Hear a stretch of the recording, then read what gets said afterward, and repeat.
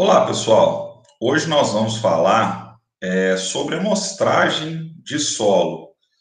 Nós falamos bastante, né, sobre análise de solo, sobre a importância dos seus resultados, e a gente vai ver aqui hoje, né, que é imprescindível a gente ter muita atenção com essa primeira etapa do trabalho, que é a amostragem de solo. Tá? Então, da mesma forma, por exemplo, quando você vai lá fazer um exame de sangue e que depois você recebe aquele resultado, né? A gente sempre fez essa analogia aí com a análise de solo. A gente precisa ter muita atenção também nessa amostragem, né? Eles não têm toda a atenção do mundo lá quando eles retiram o seu sangue e armazenam. Da mesma forma, o solo, tá? Nós só vamos ter resultados confiáveis na nossa análise de solo se a gente fizer uma boa amostragem, tá bom? Então vou compartilhar minha tela aqui para a gente começar.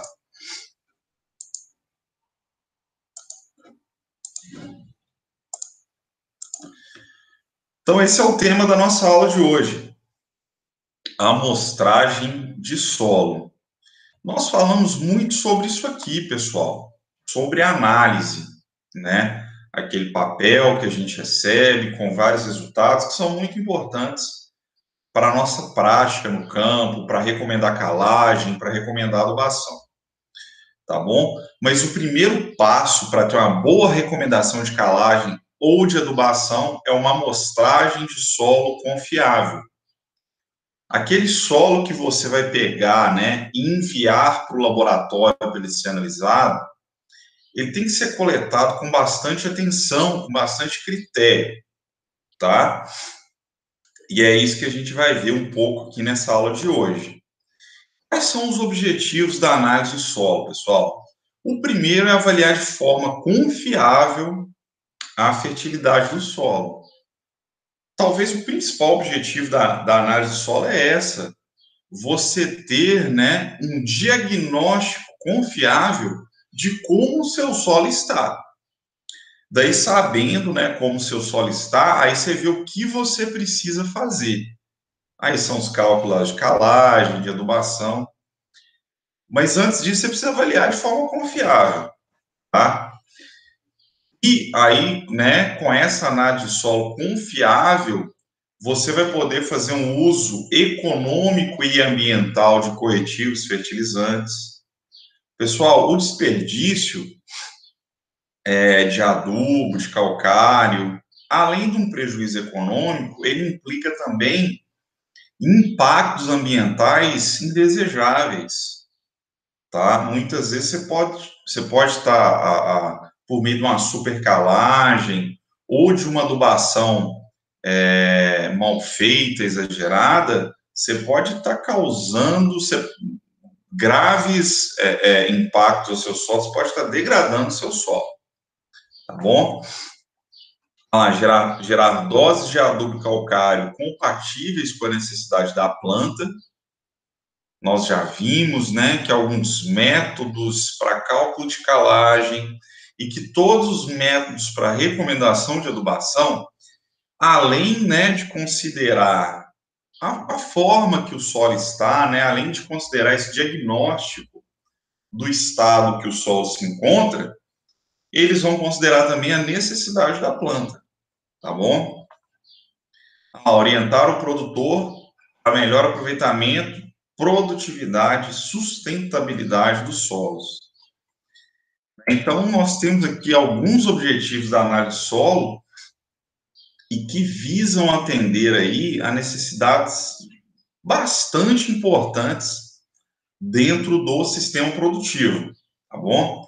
Então, muita atenção com a análise de solo e muita atenção com a amostragem, tá? Com o que você vai mandar para o laboratório. Porque se você comete um erro na amostragem, se você manda algo ali que não é compatível com a sua área, que não é compatível com o todo, se você faz uma amostragem de solo incorreta, não tem laboratório que vai conseguir consertar isso E a análise de solo que você vai receber, ela não vai ser confiável. Ela não vai te dar um diagnóstico verdadeiro do seu solo, tá bom? Então precisamos ter muita atenção. Na agricultura convencional, pessoal, quando eu falo agricultura convencional aqui, eu estou falando do que não é agricultura de precisão, porque nós vamos ver que na agricultura de precisão, a amostragem de solo funciona de outra forma, tá bom? Então, na agricultura convencional, o que vai acontecer, né? Nós vamos ter lá a nossa área, a nossa fazenda, e aí nós vamos dividir essa nossa área, essa nossa fazenda, esse nosso sítio, em áreas menores e aparentemente homogêneas, tá bom? A partir, né, em cada uma dessas áreas menores, para cada uma dessas áreas menores, eu vou ter uma análise de solo, aí eu vou ter uma recomendação de adubação, eu vou ter uma recomendação de calagem, tá bom? Essas áreas menores, pessoal, nós chamamos de talhões. O primeiro passo vai ser dividir a sua área em talhões menores, né? Considerando as diferenças. Algumas diferenças, pessoal, do solo, elas são perceptíveis a olho nu, você não precisa de laboratório, você sabe. Uma fotografia de satélite como essa, ou mesmo andando na sua área, você vai perceber que existem diferenças.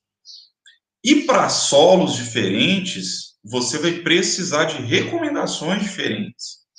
Então é por isso que a gente faz essa primeira divisão, né? Você vai andar na área, você vai usar uma fotografia dessa, tá bom? E vai dividir a sua área em talhões. Essa aqui é uma fotografia, pessoal, da fazenda do IF Goiano, da nossa fazenda. Então observem, pessoal, aqui, ó, essa é a linha que limita a nossa fazenda, indo até lá embaixo, lá na vereda. Então, pensem o seguinte, pessoal, é uma fazenda relativamente grande, com mais 100 hectares. Nós temos diferenças dentro dessa fazenda, tá? Então, nós temos que dividir, nós temos que manejar de forma diferente. Isso é muito importante, né? De forma prévia, você fazer essa divisão em talhões. Tá? E qual critérios, então, nós já falamos de alguns, que nós vamos utilizar para separar nossa área em talhões? O tipo de cobertura vegetal.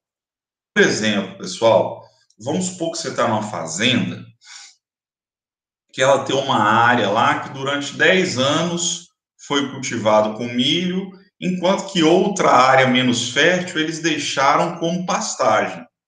Isso aí já é um critério. Você vai ter um talhão de milho, né? Ou você vai fazer essa primeira divisão separando a área, né? Nesse talhão de milho e o talhão com pastagem. Esse é um dos critérios. Ou mesmo com base na vegetação natural.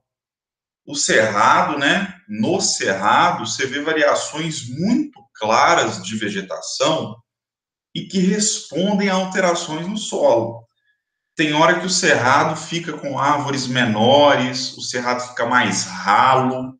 Isso é um indicativo de variação no solo, pessoal. Então, né, vão considerar que você está numa área numa área de implantação, você ainda tem um cerrado.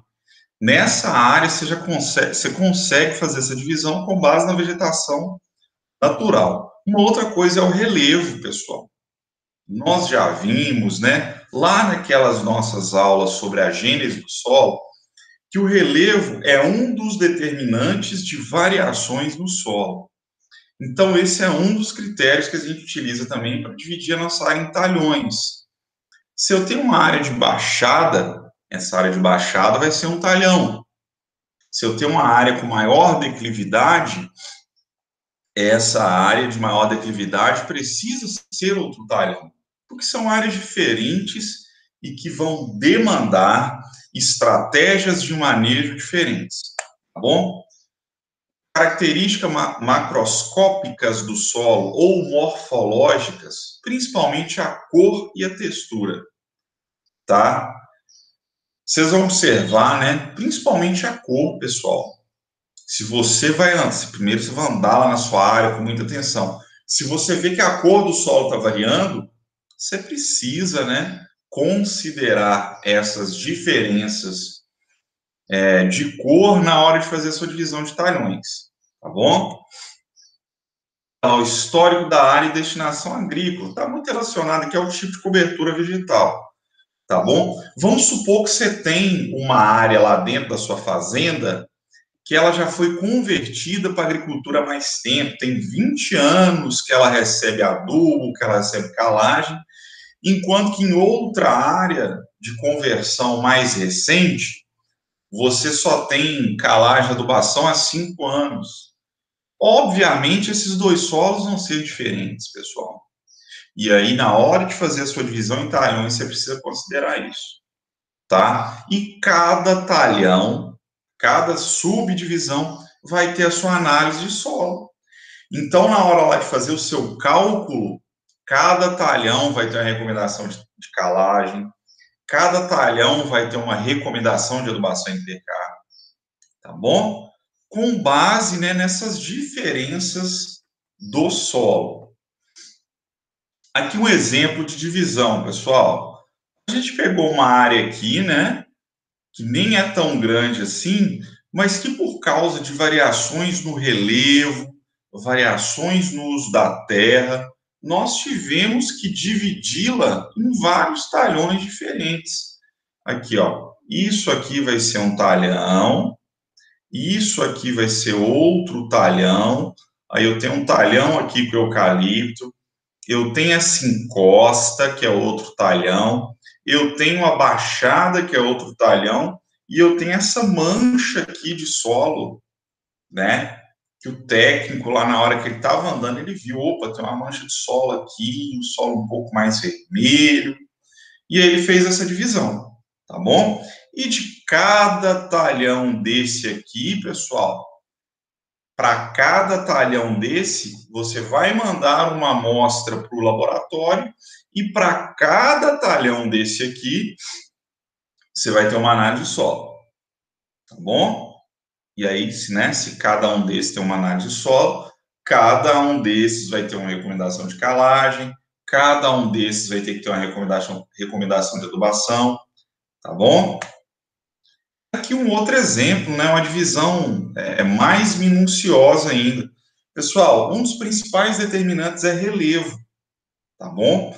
Então, se você está trabalhando numa área de relevo mais acidentado, as divisões serão maiores. Você vai ter que dividir mais a sua área, o que não acontece muito aqui na nossa região. Como o relevo é mais plano, você vai ter talhões mais extensos, maiores, né? Você tem grandes áreas de solo meio que homogêneo, que varia pouco, tá bom? Por causa do relevo. Aí você tem a lavoura de milho adubada, é o talhão 1. Aí você tem uma área lá que é a lavoura de milho não adubado. E assim vai, ó. Você tem uma mancha de solo, você tem pastagem adubada, pastagem natural. Você tem uma APP numa área de maior declividade. Você tem uma encosta ali onde você tem fruticultura. Aí você tem a baixada ali que tem arroz, né? E para cada uma dessas áreas, você vai precisar, né, fazer a sua amostragem e mandar a amostra de solo para o laboratório. Porque na hora que você for fazer a sua recomendação de adubação, cada um desses talhões vai receber uma recomendação de calagem e uma recomendação de adubação diferente, tá bom? Eu estou dando um exemplo aqui com muita variação, pessoal, porque nós temos, né, um relevo acidentado e vários usos da terra diferentes. Você tem milho, você tem pasto, você tem fruticultura, você tem arroz. A gente não encontra muito esse nível de diversificação nas maiores propriedades, né, pessoal? Geralmente você vai ter grandes áreas de soja, grandes áreas de algodão, tá? Esse aqui é um exemplo, né, para ficar mais didática essa divisão.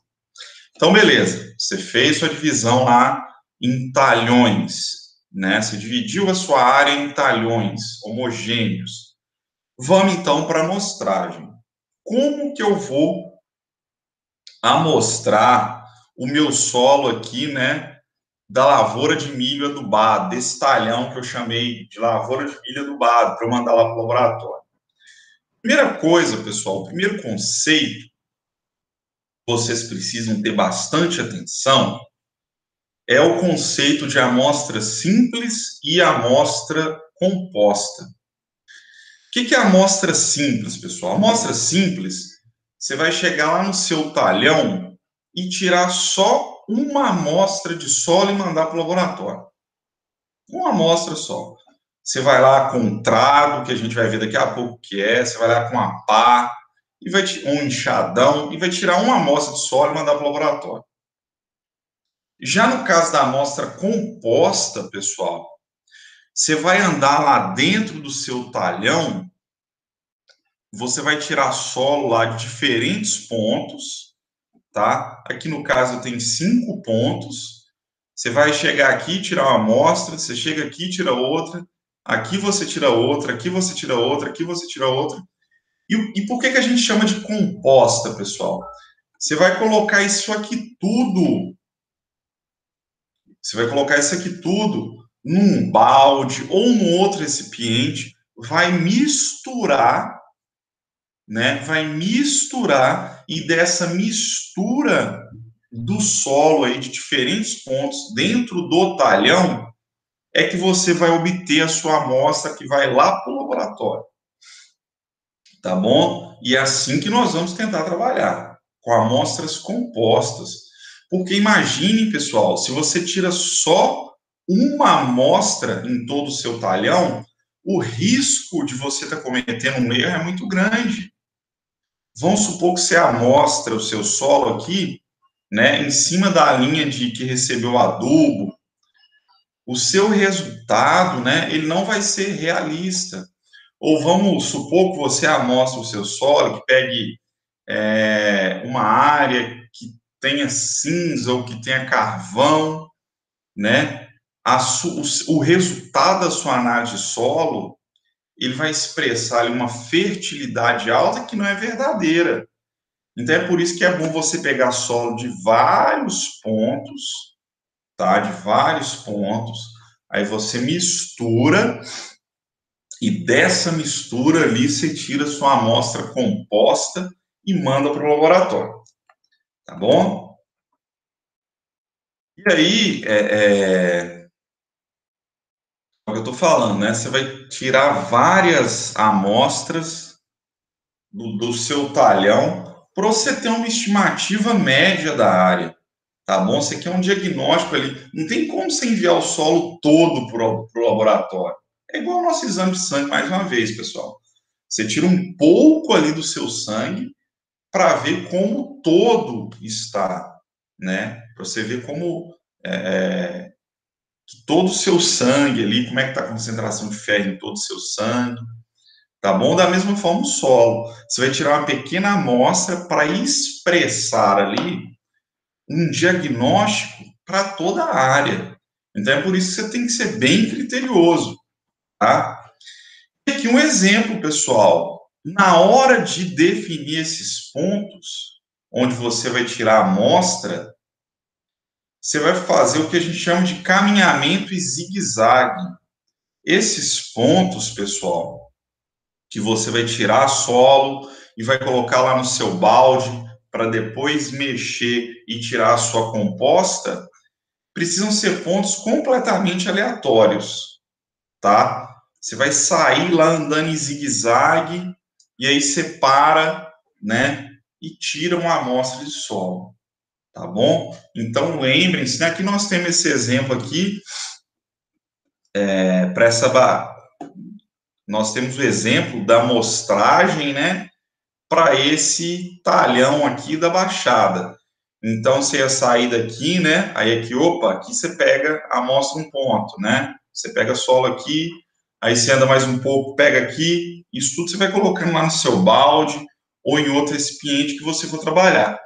Aí você coloca um pouco aqui, Opa, cadê o mouse? Um pouco aqui, para aqui, pega mais um pouco, para aqui, pega mais um pouco, para aqui, pega mais um pouco, e assim sucessivamente. Nossa, professor, isso vai dar trabalho demais. Realmente é um pouco trabalhoso, sim. Mas imagine, pessoal, dessa forma, você vai ter solo aqui de diferentes pontos, né? Aí você vai misturar isso tudo e mandar um pouco para o laboratório. Você vai ter algo bem mais confiável. Vamos supor que se você coletar solo só aqui, ó. Estão vendo a seta aqui? Se você viesse aqui e pegasse uma amostra de solo só e enviasse para o laboratório, será que esse solo daqui, apesar de eu estar assumindo que o talhão é homogêneo, ele vai ser igual daqui dessa parte superior? Então você precisa de uma média do todo, tá? Para você trabalhar ali numa determinada faixa de confiabilidade. Mas eles estão se perguntando, mas professor, quantos pontos então eu vou ter que amostrar? Né? Esse balde vai ficar pesado demais, eu vou sair daqui, pegar lá 200 gramas de solo, eu pego mais 200 aqui, mais 200 aqui, esse trem vai só pesando, né? E eu vou estar lá andando lá no sol, no mato. Quantos pontos eu vou ter que pegar por talhão? Pessoal, é natural, né? Ó, que quanto mais pontos você coletar, menor vai ser a sua probabilidade aqui de erro, tá? Mas chega num ponto também que não é exequível. Você fala, então eu vou pegar 50 pontos, professor. Imagine, né? Você sai carregando lá esse balde por 50 pontos diferentes, vai ficar pesado, vai ficar de difícil execução, tá bom? É óbvio, né? É natural que quanto mais pontos, melhor. Mas o que a gente recomenda? Nós vamos falar daqui a pouco. A gente vai ver, pessoal, é algo entre 15 e 20 pontos por talhão é o ideal, tá? Você consegue um nível de confiabilidade bem alto quando você amostra de 15 a 20 pontos por talhão, beleza? Então, muita atenção nessa etapa, tá? Muita atenção nessa etapa. Ah, o sol está quente demais, eu vou pegar só 5 pontos. O sol está quente demais, estou querendo ir embora. Reparem aqui, pessoal, quando você pega só 5 pontos, né, você tem só 5 subamostras, ó, o tamanho, né, da probabilidade aqui de você estar cometendo um erro, é muito alta, né, o seu erro amostral é muito alto. Então, vamos trabalhar entre 15 e 20 sempre. E é isso aqui, nós temos a demonstração, tá, do pessoal realizando uma amostragem em contrado. E aí você para num ponto, amostra o solo e coloca aqui no seu balde ou na bandeja, tá bom? Para depois misturar ali, né, bem. E dessa mistura você vai tirar cerca de 200, 250 gramas de solo e mandar para o laboratório, que é o que eles precisam para fazer a análise, tá bom? Aí, ó, o pessoal trabalhando aí, né, com trado, retirando aí ó, o solo, né, com a faca. Aqui a gente não vai ter esse problema, porque o solo é bastante arenoso e sai com bastante facilidade, tá? Aqui nós temos diferentes trados, pessoal. Trado, então, né, é esse equipamento que nós utilizamos para amostra de solo. Aí nós temos ali o trado de rosca, o trado calador, o trado holandês, que é bastante comum, tá? Nós temos outro trado que é o trado de caneca, temos um trado tipo sonda, tá bom? Ou podemos usar também aqui uma pá de corte, ou mesmo um enxadão, tá bom? Ou mesmo um enxadão. Isso aí vai depender de qual ferramenta você tem disponível, tá?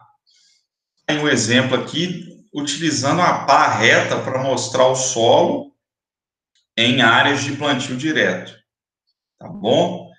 E aí é isso, pessoal. Você vai parar, né?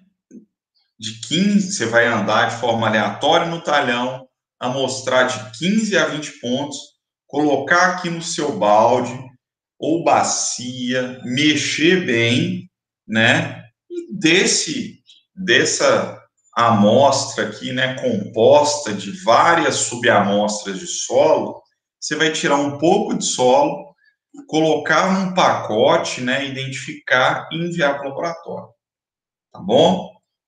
Então, um procedimento relativamente simples, mas que é uma primeira etapa que, se você cometer um erro, fica difícil corrigir depois, tá? Então, muita atenção. E qual profundidade, professor, nós vamos mostrar? Você já falou, né? Ah, não, vamos dividir a área em talhão, vamos andar lá de 15 a 20 pontos, escolhidos de forma aleatória, né? Aí nós vamos fazer uma composta e dessa composta tirar um pouco de solo, enviar para o laboratório. Mas qual profundidade? Isso vai depender, né? Principalmente da destinação agrícola. Qual cultura será implantada na área, pessoal? A gente trabalha muito para culturas anuais com uma amostragem de 0 a 20 centímetros, tá? 0 a 20 centímetros. Porque é onde o sistema reticular da planta mais explora, né? A gente, inclusive, chama essa camada de 0 a 20 centímetros de camada arável, que é onde o arado trabalha também, ou de... E muitas vezes, a zona de absorção reticular que a gente falou, fica restrita a essa camada também, tá bom? Mas existem outros casos, culturas perenes, eucalipto, citros. A raiz explora um volume de solo maior. Aí a gente tem que corrigir o nosso solo em maiores profundidades. E para corrigir em maiores profundidades, você precisa mostrar em maiores profundidades também. Você precisa saber como o solo está em maiores profundidades, tá bom? Aqui nós temos, né, algumas ilustrações. Isso aqui vai ser determinante, né? Qual profundidade de solo a sua raiz explora? Ou qual profundidade de solo você deseja que a sua raiz explore? Nós já vimos, por exemplo, que se tiver alumínio, a raiz não cresce. A raiz não vai, né? Então, então eu sei que eu tenho que corrigir solo pelo menos até 30 centímetros. Aí você vai fazer uma amostragem até 30 centímetros. Você pode fragmentar essa amostragem. Você pode tirar uma primeira de 0 a 15 e outra de 15 a 30, tá? Isso aí são questões práticas aí que vocês vão trabalhar muito isso no campo. Um exemplo aqui da cana-de-açúcar, pessoal. Cana-de-açúcar é uma cultura semi-perene, ó, tem raiz que chega a mais de 3 metros. Isso não quer dizer que você vai amostrar o solo até 3 metros de profundidade, pessoal. Porque grande parte das raízes, elas estão restritas aqui a meio metro, tá? A meio metro, que já é bem profundo. Então, no caso da cana, né, que é a cultura que explora mais o solo, você vai precisar, né, ter uma amostragem de solo um pouco mais abrangente, tá bom? Pelo menos até 40, 50 centímetros. Aí você pega lá o seu trado, aí você vai ter 3 baldes, por exemplo. Por quê? Você vai pegar o seu trado, vai tirar a primeira amostra de 0 a 10. 0 a 10. Aí você coloca um balde. Aí nesse mesmo ponto, você precisa tirar outra amostra de 10 a 30 centímetros. Aí você coloca em outro balde. Aí nesse mesmo ponto, você precisa tirar outra amostra de 30 a 50 centímetros. Aí você coloca no outro balde. Aí você pega esses 3 baldes, vai para o próximo ponto, faz a mesma coisa. Muito cuidado para não misturar os baldes, né? Senão você vai misturar solo de 0 a 10, que é muito mais fértil, com solo de 30 a 50, que é menos fértil. Ah, mas como eu vou corrigir o solo a 50 centímetros, professor? Você vai usar gesso, você vai usar um subsolador para aplicar o fosfato lá embaixo, tá? existem várias estratégias, pessoal. Qual época, então, nós vamos amostrar o solo? Esse é um dos trabalhos que nós temos na entre-safra, tá bom? No período de seca. Geralmente a gente vai fazer isso 60 dias antes da adubação, tá bom? Considerem, ó, lembrem-se do calcário. O calcário precisa de tempo e de água para reagir, tá bom? Então, dentro do seu planejamento, você precisa considerar isso. Será que se eu mostrar o solo 60 dias antes e mandar para o laboratório, né, eu vou ter prazo suficiente para fazer a minha calagem? Muitas vezes o laboratório demora em entregar a sua análise de solo, tá? Então, muita atenção no planejamento, tá bom? Muita atenção no planejamento. Em plantas perenes, geralmente, essa análise essa amostragem de solo é feita após a colheita, tá bom? Só para a gente sintetizar aqui, né, vamos trabalhar então com uma amostra composta, 15 a 20 amostras por talhão, tá bom? Vamos escolher esses pontos a serem amostrados, né? Eles serão escolhidos de forma aleatória, né? Você vai sair andando lá em zigue-zague, parar e coletar, né? Desses 15 ou 20 pontos. Pessoal, tem uma referência que fala que é melhor que seu talhão tenha menos de 10 hectares, tá? É melhor que você trabalhe em talhões com menos de 10 hectares. Mas isso é uma referência para Paraná, para Minas Gerais, áreas menores, com maior declividade, com maior variação de relevo. Aqui não. Aqui você vai ter talhão de 50 hectares, tá bom? Olha lá, a sua composta, né? Você vai pegar basicamente uma mão assim bem cheia de solo, tá? Para mandar para o laboratório. Depois que você juntar, né, as 15 ou 20 amostras lá no seu balde, mexer aquilo bem, tá? Misturar bastante. Você vai pegar de uma mão assim bem cheia, colocar num saco, identificar, porque vai ser essa identificação que vai vir no resultado da sua análise de solo, tá bom? Então, identifique com bastante atenção e envia para o laboratório. Não mande, pessoal, 3 quilos de solo, 2 quilos de solo, não precisa disso, tá? Não precisa disso. Se você for mandar pelo correio, por exemplo, você vai só gastar dinheiro à toa. Então, é importante que você mexa bem ali, tá? E que envie um volume, né, razoável, ali, cerca de 250 gramas, ou uma mão bem cheia de solo, que é o suficiente para o pessoal fazer a análise, tá? Sempre quando você for mostrar, pessoal, evite locais próximos à estrada, tá bom? Evitem locais próximos à estrada, evitem amostrar muito próximo à copa de árvore, para você não pegar em raiz, tá? Escolha de forma aleatória, mas evite alguns pontos, tá bom? Evite alguns pontos. E aí você vai condicionar essa amostra, né, num saco plástico, geralmente, devidamente identificado, tá? Você vai colocar lá, Fazenda IF Goiano, talhão 1, Fazenda da Maria, talhão talhão Bananeiras, tá? Você vai usar uma referência para quando a análise de solo chegar, né? Vamos supor que você mandou 10, você tem 10 talhões, você mandou 10 amostras, aí você vai ter lá os 10 resultados e você vai saber, né? Para onde se aplica ali cada um daqueles resultados, tá bom? De qual talhão cada um daqueles resultados. Envie para um laboratório certificado, pessoal.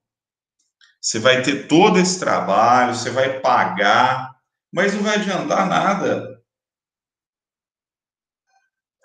se você enviar para um laboratório ruim. Então, envie para um laboratório que tenha certificado, um laboratório confiável. Porque senão não adianta nada. Imagina se você economizar nessa etapa e aí você manda para um laboratório ruim, aí você tem resultados não confiáveis, aí você faz uma recomendação de adubação equivocada, que muitas vezes vai te levar a gastar muito mais com adubo, ou mesmo ter uma quebra de safra, ou mesmo não produzir por causa da economia boba nessa etapa. Então, envie para um laboratório certificado. Aí tem vários selos que certificam os laboratórios, tá? Isso varia muito de um estado para outro. Fiquem atentos, tá? Mande a sua amostra para ser analisada em um laboratório confiável. Ah, professor, mas no laboratório de fulano é R$ 20 a menos. Por causa de R$ 20, tá? Você pode ter um prejuízo enorme em adubo ou mesmo em perda de produtividade, tá? Pessoal, beleza. O que a gente está falando, o que a gente falou até então, é para agricultura convencional. Só que na agricultura de precisão, tá? E é algo que vocês vão estudar bastante nos próximos semestres. A agricultura de precisão, né? Ela trabalha num nível de exatidão bem maior. Então, o que acontece? Aqui nós temos 3 talhões. Observem, pessoal. Esse aqui é um talhão, esse aqui é outro e esse aqui é outro. Na agricultura convencional, a gente ia chegar aqui, andar em zigue-zague, amostrar 20 pontos, fazer uma composta e enviar para o laboratório. E iríamos repetir isso nos 3 talhões, tá? E aí a gente ia ter 3 análises de solo ao final disso. Na agricultura de precisão, pessoal, a agricultura de precisão, ela vai pegar o seu talhão, vai dividir ele em grids, que são esses quadradinhos menores aqui, e cada um desses quadradinhos menores, para cada um desses quadradinhos menores, você vai ter uma amostragem e você vai ter uma análise só, tá? Então, o nível, né, de precisão disso, ela considera, né, toda a variabilidade possível dentro da sua área. Então, você vai trabalhar aqui, né, em unidades de manejo bem menores, com uma exatidão bem maior. O que antes, né? Antes você ia aplicar a mesma dose de adubo nesse talhão todo aqui, com base na sua análise de solo. Agora, né, na agricultura de precisão, em cada um desses quadradinhos aqui, você pode aplicar uma dose de adubo diferente, tá bom? Vocês vão estudar isso mais lá em mecanização, vamos falar bastante sobre isso, tá? Então, ó, tem ali minha amostragem tradicional, os meus talhões, né? Aí eu faço o caminhamento lá em zigue-zague, ali tem pouco ponto, né? Tinha que ser mais, mas só para comparar. Aí olha aqui a minha malha amostral, né? Os meus grids dentro da agricultura de precisão. Compare, é a mesma área aqui, pessoal. É a mesma área, tá? Aqui, para cada quadradinho desse, para cada grid, eu vou ter uma amostra de solo, eu vou ter um resultado, tá? Eu vou ter que o valor de, aqui no grid 1, eu vou ter cálcio, alumínio, magnésio, fósforo, pH para o grid 1. Vou ter todas essas mesmas variáveis para o 2, soma de bases, saturação para alumínio, CTC. Então, você tem um nível de detalhamento muito alto do seu solo, tá? E já é uma estratégia de manejo muito utilizada na nossa região, que é de uma agricultura muito tecnificada, tá bom, pessoal?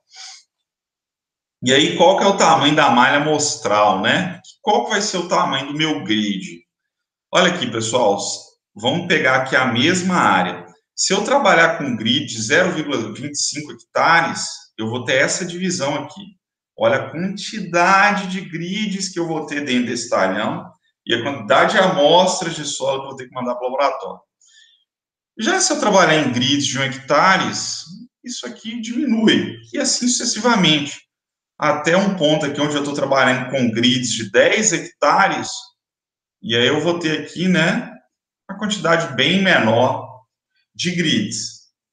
Então, qual que é o tamanho, né, desse grid, pessoal? Porque isso aqui, né, é uma estratégia de manejo que é cara, que custa caro, e eu tenho que ver, né, eu tenho que equilibrar isso. Eu não posso ter um grid grande demais, senão vou ter variabilidade aqui dentro, e isso vai contra a agricultura de precisão, mas eu também não posso ter um grid pequeno demais, né, que é o caso desse aqui de 0,25 hectares, porque eu vou ter uma quantidade muito grande de amostras e até mesmo para eu operacionalizar isso lá na hora de eu aplicar um adubo, vai ser muito difícil, tá? Então, se é muito pequeno, o custo é muito alto. O mais utilizado, pessoal, são grids de 3 a 5 hectares, tá bom? Então, você vai ter ali unidades de manejo, né? Esse quadrado aqui dentro do seu talhão vai ser um grid de 3 a 5 hectares. E aí nós já temos implementos, né, pessoal, que são guiados aí por GPS, que conseguem, né, fazer essa leitura e dentro de cada um desses grids aplicar uma dose determinada de adubo, tá bom? Mas isso é uma coisa que vocês vão estudar lá na mecanização. Esses implementos utilizados na agricultura de precisão que conseguem incorporar, né, ali na hora de aplicar esse adubo, toda essa variação existente na área. Tá? Aí você deve estar pensando, nossa, professor, mas eu vou ter que andar isso aqui tudo. Em cada grid desse eu vou tirar uma amostra, né? Vou ficar o ano inteiro amostrando o solo. Não, pessoal, até a amostragem ela é feita, né, utilizando estratégias mais modernas. Ao invés do trado, ao invés da pá, que a gente viu lá, eles utilizam estratégias mais modernas, esses quadriciclos, inclusive alguns já devem ter visto, né, na Agro Rosário, ou mesmo na carroceria aí de alguma caminhonete, é um quadriciclo utilizado para amostragem de solo. Aí tem GPS também, ele sabe exatamente onde ele deve parar, tá bom? Falando em GPS, né, toda a sua coleta de solo será georreferenciada, ou seja, em cada ponto ali que você parar e mostrar o seu solo, isso vai ficar registrado, porque depois, ao invés de ter aquele resultado que a gente está acostumado, que a gente viu aquela tabela, né, você vai ter um mapa. Olha só, pessoal, você vai ter um mapa de fertilidade do solo. Ao invés de ter aquela tabela, que é uma média geral, né, uma média ampla, você vai ter uma tabela. Você vai ter um mapa, perdão. Ao invés de ter uma tabela, você vai ter um mapa. Mas vocês vão falar mais sobre isso lá em mecanização, tá bom? Aí você vai poder fazer, por exemplo, a sua aplicação de fertilizantes a taxa variável, né? Então, no grid ali, você vai colocar 50 quilos. Aí no grid da frente, você coloca 52. Aí no outro, você coloca 46 quilos. São variações mínimas, tá? São variações mínimas, mas que te permitem trabalhar num nível de exatidão muito alto. E isso implica em economia e isso implica em maior produtividade. Tá bom? Um exemplo aqui, um mapa de fertilidade de uma área. Isso aqui é fósforo, tá? Isso aqui é fósforo.